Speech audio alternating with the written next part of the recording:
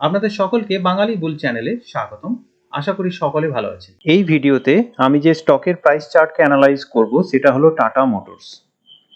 এই স্টকটির কারেন্ট মাসের রিটার্ন হলো -11%। লাস্ট 3 মাসে এই স্টকটি রিটার্ন দিয়েছে -0.4%। লাস্ট 6 মাসে এই স্টকটা রিটার্ন দিয়েছে -0.7%। অর্থাৎ লাস্ট 6 মাসে টাটা মোটরস কোনো রকম পজিটিভ রিটার্ন দিতে পারেনি। কারেন্ট বছরে টাটা মোটরস রিটার্ন দিয়েছে 26%, কিন্তু গত বছরে টাটা মোটরস রিটার্ন দিয়েছিল 101%। টাটা মোটরস এখন অল টাইম হাই ও 52 উইক হাই থেকে প্রায় 16.5% দূরে রয়েছে। এই গোটা বছরে টাটা মোটরস মোট 24 বার নতুন নতুন 52 উইক হাই তৈরি করেছিল চার্টে এই যে সাদা রঙের ডটগুলো দেখতে পাচ্ছেন, এই ডটগুলোর অর্থ হলো এই ক্যান্ডেলগুলোর মাধ্যমে চার্টে নতুন নতুন 52 উইক হাই হয়েছিল। মনে রাখবেন, চার্টে যত বেশি সংখ্যায় 52 উইক হাই হবে, আপ ট্রেন্ড তত বেশি শক্তিশালী হবে। টাটা মোটরসের ট্রেন্ড স্কোর এখন 350 আউট অফ 500, অর্থাৎ 500-র মধ্যে টাটা মোটরসের ট্রেন্ড স্কোর এখন 350, এবং এটা বলছে এখন টাটা মোটরসে উইক আপ ট্রেন্ড চলছে। ট্রেন্ড স্কোর 500-র যত কাছাকাছি থাকবে তত ভালো। আমি এখন মান্থলি চার্টকে অ্যানালাইজ করব, তারপর উইকলি চার্টকে অ্যানালাইজ করব এবং সবশেষে ডেইলি চার্টকে অ্যানালাইজ করব। মান্থলি চার্টে দেখব আপ ট্রেন্ড চলছে কিনা। আমি মান্থলি চার্টে একটা ট্রেন্ড লাইন ড্র করার চেষ্টা করব।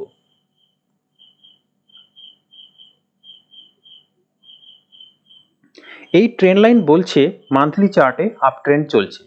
এখন আমি মান্থলি চার্টে 12 সিম্পল মুভিং অ্যাভারেজ ব্যবহার করব। মান্থলি চার্টে প্রাইস 12 SM এর উপর যতক্ষণ থাকবে মেন ট্রেন্ড ততক্ষণ আপ থাকবে। এখানে মান্থলি চার্টে প্রাইস 12 SM এর উপর রয়েছে, অর্থাৎ মান্থলি চার্টে মেন ট্রেন্ড এখন আপ। এখানে মান্থলি চার্টে দেখতে পাচ্ছি এখানে একটা বুলিশ রিজেকশন ক্যান্ডেল তৈরি হয়েছিল, অর্থাৎ এখানে ফল আসে নিচের দিকে, কিন্তু নিচে বাইং প্রেসারের জোরে ক্যান্ডেল উপরে গিয়ে ক্লোজ করে এবং এখানে একটা বুলিশ রিজেকশন ক্যান্ডেল তৈরি হয়। এর ঠিক পরেই একটা বুলিশ মোমেন্টাম ক্যান্ডেল তৈরি হয় এবং এর ক্যান্ডেলের মাধ্যমে চার্টে লাইফ টাইম হাই তৈরি হয়। কিন্তু লক্ষ্য করুন, এই বুলিশ মোমেন্টাম ক্যান্ডেলের পরে প্রাইসে আবার একটা ফল আসে এবং সেই ফলকেও বাই করে নেওয়া হয় নিচে, এবং যার জোরে ক্যান্ডেল কিন্তু নিচের থেকে রিকভারি করে উপরে গিয়ে বন্ধ হয়। কিন্তু তার ঠিক পরে প্রাইস কিন্তু এই বুলিশ ট্রেন্ডকে কন্টিনিউ রাখতে পারে না এবং এই মাসে ক্যান্ডেল কিন্তু আগের মাসের ক্যান্ডেলের লোকে ব্রেক করেছে এখন, এবং এই প্রাইস এখন মান্থলি চার্টে 12 SM এর খুব কাছাকাছি এসেছে। তো এখানে যে বুলিশ মোমেন্টামটা তৈরি হয়েছিল সেটা কিন্তু ফেল করে যাবে যদি 925-এর নিচে মান্থলি ক্লোজিং হয়ে যায় বা উইকলি ক্লোজিং হয়ে যায়। মান্থলি চার্টে একটা স্ট্রং ডিমান্ড জোন খুঁজে পাওয়ার চেষ্টা করব আমরা, সেটা হলো এই জোনটা। এইটা রয়েছে 890 টাকা থেকে শুরু করে 860 টাকা। এই জোনটা মান্থলি চার্টে আমরা পেলাম, যেটা স্ট্রং ডিমান্ড জোন হিসেবে কাজ করবে। এখন আমি উইকলি চার্ট অ্যানালাইজ করব। উইকলি চার্টে আমি 52 সিম্পল মুভিং অ্যাভারেজ ব্যবহার করেছি। উইকলি চার্টে যদি প্রাইস 52 SM এর উপরে থাকে এবং 52 SM এর থেকে দূরে থাকে তাহলে আপ ট্রেন্ড আরো শক্তিশালী হয়। এখানে উইকলি চার্টে প্রাইস 52 SM এর উপরে রয়েছে, কিন্তু 52 SM এর থেকে প্রাইসের গ্যাপ এখানে কিন্তু অনেকটা কমে এসেছে। তবুও বলতে পারি চার্টে এখন আপ ট্রেন্ড চলছে। এখন উইকলি প্রাইস চার্টের সাথে আমি দেখে নেব উইকলি RS বা রিলেটিভ স্ট্রেংথ এখন কি অবস্থায় রয়েছে। RS যদি পজিটিভ থাকে তার অর্থ স্টকটি ব্রডার মার্কেটকে আউট পারফর্ম করছে। তাই কোনো স্টক বাই করার আগে দেখে নেব উইকলি RS পজিটিভ আছে কিনা। এখানে উইকলি RS কিন্তু পজিটিভ আছে, তাই যতক্ষণ উইকলি RS পজিটিভ থাকবে ততক্ষণ আপ ট্রেন্ড ইনট্যাক্ট থাকার সম্ভাবনা বেশি, যদি না প্রাইসে রিভার্সালের সংকেত পাওয়া যায় চার্টে। এখন আমি ডেইলি চার্ট অ্যানালাইজ করব।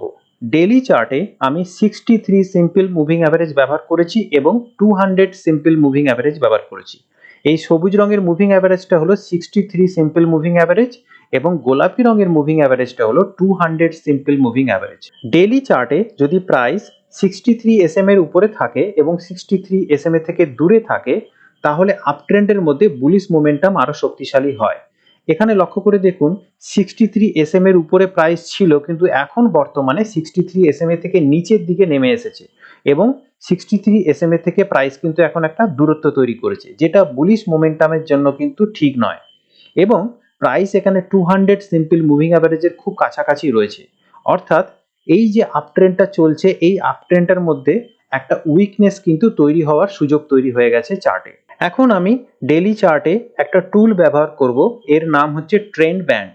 শক্তিশালী আপ ট্রেন্ড চলাকালীন প্রাইস এই ট্রেন্ড ব্যান্ডের উপরে থাকে এবং ট্রেন্ড ব্যান্ডের ভিতরে যখন প্রাইস থাকে তখন চার্টে ছোট কারেকশন বা সাইডওয়েজ ট্রেন্ড চলে, কিন্তু ট্রেন্ড ব্যান্ডের নিচে প্রাইসে রিভার্সালের সম্ভাবনা বেড়ে যায়, অর্থাৎ তখন ট্রেন্ড রিভার্স করে যাওয়ার সম্ভাবনা বেড়ে যায়। চার্টে আপ ট্রেন্ড চলাকালীন এই ট্রেন্ড ব্যান্ড শক্তিশালী ডিমান্ড জোন বা বাইং জোন হিসেবে কাজ করে।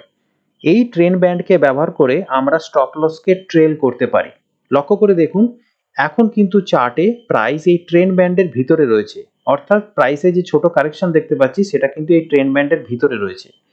এই ট্রেন্ড ব্যান্ডের লোয়ার যে জোন, সেইটা কিন্তু এখন আমার ট্রেলিং স্টপ লস এবং এই জোনেই রয়েছে এখন 200 সিম্পল মুভিং অ্যাভারেজ। অর্থাৎ 930 থেকে 940 এই জোনের নিচে যদি কোনোভাবে টাটা মোটরস ক্লোজ করে তাহলে কিন্তু আপ ট্রেন্ডের জন্য সেটা সঠিক নয়, এবং সেক্ষেত্রে যদি প্রাইস নিচের দিকে ফলো আপ করতে শুরু করে দেয় তাহলে কিন্তু এই আপ ট্রেন্ডটা আরো দুর্বল হয়ে পড়বে। ডেইলি চার্টে এখন আমি র্যালি সাইজের সাথে কারেকশন সাইজকে তুলনা করে বুঝবো চার্টে বুলিশ মোমেন্টাম কতটা শক্তিশালী। লক্ষ্য করে দেখুন, এখানে র্যালি সাইজ অনেক বড় এবং তারপরে একটা ছোট সাইজের কারেকশন হয়েছিল, তারপরে আবার একটা বড় সাইজের র্যালির পরে আবার এখানে একটা কারেকশন শুরু হয়েছে, কিন্তু এই কারেকশনটা বড় কিন্তু এখনো পর্যন্ত হয়নি। যখনই এই 20%-এর বেঞ্চমার্ক লাইনকে কারেকশন ডেপথ ক্রস করে যাবে, অর্থাৎ কারেকশনের সাইজ যখন 20%-এর বেশি হবে, তখন কিন্তু এই আপ ট্রেন্ডের জন্য নেগেটিভ সিগন্যাল। এখন আমি স্টকের ডেইলি চার্টের সাথে স্টকটি যে সেক্টরের তার ব্রেথ চার্টকে তুলনা করে বুঝবো স্টকটি সেক্টরকে আউট পারফর্ম করতে পারছে কিনা। টাটা মোটরস একটা অটো সেক্টরের স্টক। সবুজ লাইনটির অর্থ হলো অটো সেক্টরের কত শতাংশ স্টক এখন আপ ট্রেন্ডে চলছে। এখানে দেখতে পাচ্ছি সবুজ লাইনটা বলছে যে মাত্র 40% স্টক এখন অটো সেক্টরের আপ ট্রেন্ডে চলছে। অন্যদিকে গোলাপি লাইনটার অর্থ হলো অটো সেক্টরের কত শতাংশ স্টক এখন ডাউন ট্রেন্ডে চলছে। এখানে কিন্তু 0%, অর্থাৎ অটো সেক্টরে ডাউন ট্রেন্ডে চলা স্টকের সংখ্যা কিন্তু এখন 0 রয়েছে। তাই আপ ট্রেন্ডে থাকা স্টকের সংখ্যা কমেছে, কিন্তু ডাউন ট্রেন্ডে থাকা স্টকের সংখ্যা এখনো শুরুই হয়নি। তাই এক্ষেত্রে এটাকে প্রফিট বুকিং বলা যায়, টেম্পোরারি। এখন আমি টাটা মোটরসের ডেইলি চার্টের সাথে নিফটির ডেইলি চার্টকে তুলনা করে দেখব যে স্টকের চার্ট নিফটির তুলনায় কেমন চলছে। এখানে লক্ষ্য করে দেখুন, নিফটিতে যখন নতুন নতুন লাইফ হাই তৈরি হচ্ছিল, টাটা মোটরস কিন্তু নতুন নতুন লাইফ হাই তৈরি করতে পারেনি। আবার নিফটিতে যখন কারেকশন এলো, টাটা মোটরসেও কারেকশন এলো, কিন্তু নিফটি যখন আবার কারেকশনের পরে র্যালি করে নতুন লাইফ হাই বানালো, টাটা মোটরস কিন্তু যেতে পারলো না তার আগের লাইফ হাই এর কাছে। এবং নিফটি আজকেও নতুন লাইফ হাই তৈরি করেছে, টাটা মোটরস কিন্তু এখন 63 সিম্পল মুভিং অ্যাভারেজের থেকে অনেকটা নিচে, যেখানে নিফটি 63 সিম্পল মুভিং অ্যাভারেজের অনেকটা উপরে। তাই এই দুটো চার্টকে অ্যানালাইজ করে আমরা পরিষ্কার বুঝতে পারছি টাটা মোটরস নিফটিকে আন্ডার পারফর্ম করছে, অর্থাৎ টাটা মোটর এখন দুর্বল। স্টকটিতে বুলিশ মোমেন্টাম এখন কেমন তা বোঝার জন্য আমি 3টে টাইম ফ্রেমে আরএসআই কোন জোনে রয়েছে তা দেখব। উইকলি ও মান্থলি আরএসআই 60-এর উপরে থাকলে তাকে বলা হবে স্ট্রং বুলিশ, 50 থেকে 60-এর মধ্যে থাকলে সেটা হলো বুলিশ, কিন্তু 50-এর নিচে থাকলে সেটা হলো বেয়ারিশ। আবার ডেইলি আরএসআই যদি 60-এর উপরে থাকে তাকে বলা হবে স্ট্রং বুলিশ, কিন্তু 60 থেকে 40-এর মধ্যে থাকলে সাইডওয়েজ ট্রেন্ড বা স্মল কারেকশন ফেজ, কিন্তু 40-এর নিচে থাকলে বেয়ারিশ। এখানে লক্ষ্য করে দেখুন, ডেইলি আরএসআই এবং উইকলি আরএসআই দুটোই কিন্তু এখন বেয়ারিশ জোনে রয়েছে, আর মান্থলি আরএসআই একমাত্র রয়েছে স্ট্রং বুলিশ জোনে। তাই টাটা মোটরসের ট্রেন্ড কিন্তু আগের মতো কিন্তু স্ট্রং বুলিশ রয়েছে সেটা আমরা বলতে পারি না। সেক্ষেত্রে আমরা টাটা মোটরসের চার্টকে অ্যানালাইজ করে বোঝার চেষ্টা করব যে আমাদের যদি কোনো পজিশন থেকে থাকে তাহলে আমরা সেটাকে স্টপ লসের মাধ্যমে কি করে ট্রেল করব। টাটা মোটরসের ডেইলি চার্ট অনুসারে আমাদের স্টপ লস হওয়া উচিত 930 টাকার নিচে, কিন্তু আপনার যদি রিস্ক অ্যাপিটাইট একটু বেশি থেকে থাকে সেক্ষেত্রে আপনি 850-র নিচে যদি টাটা মোটরস ক্লোজ করে সেক্ষেত্রে আপনি আপনার স্টপ লসকে ট্রিগার করতে পারেন। এবং টাটা মোটরসে বাইং অপরচুনিটি যদি কোথায় সেটা জানতে চাই, তাহলে টাটা মোটরস যদি 900 টাকা থেকে 850 এই রেঞ্জে আসে সেক্ষেত্রে 850-র নিচে স্টপ লস রেখে আমরা একটা ছোট পুলব্যাকের জন্য বাই করতে পারি। টাটা মোটরস যদি 1060 এই লেভেল অর্থাৎ ট্রেন্ড ব্যান্ডের উপরে ক্লোজ করতে পারে এবং তারপরে যদি বুলিশ ফলো আপ আসে সেক্ষেত্রে টাটা মোটরসে যে আপ ট্রেন্ডের স্ট্রেংথ কমে গেছে সেটা কিন্তু আবার ঘুরে আসতে পারে। তাই টাটা মোটরসের মধ্যে আপ ট্রেন্ডের মোমেন্টাম যদি ফিরে পেতে হয় তাহলে 1060-এর উপরে টাটা মোটরসকে ক্লোজ করতে হবে এবং তারপরে বুলিশ ফলো আপ আসতে হবে। আদারওয়াইজ টাটা মোটরসের মধ্যে কিন্তু ছোট ছোট বাউন্সের মাধ্যমে সেলিং প্রেসার চলে আসবে। এই ভিডিওর মাধ্যমে আমি আমার ব্যক্তিগত অ্যানালিসিস আপনাদের সামনে তুলে ধরলাম। এটা কোনো বাই সেল পরামর্শ নয়। আপনাদের কাছে অনুরোধ রইল আপনারা ভালোভাবে চার্ট ও রিস্ক রিওয়ার্ড অ্যানালাইজ করে সিদ্ধান্ত নেবেন। ভিডিওটা যদি ভালো লেগে থাকে তাহলে লাইক আর সাবস্ক্রাইব করতে অনুরোধ রইল। দেখা হচ্ছে পরের ভিডিওতে। শিখতে থাকুন, সুস্থ থাকুন, এগিয়ে চলুন।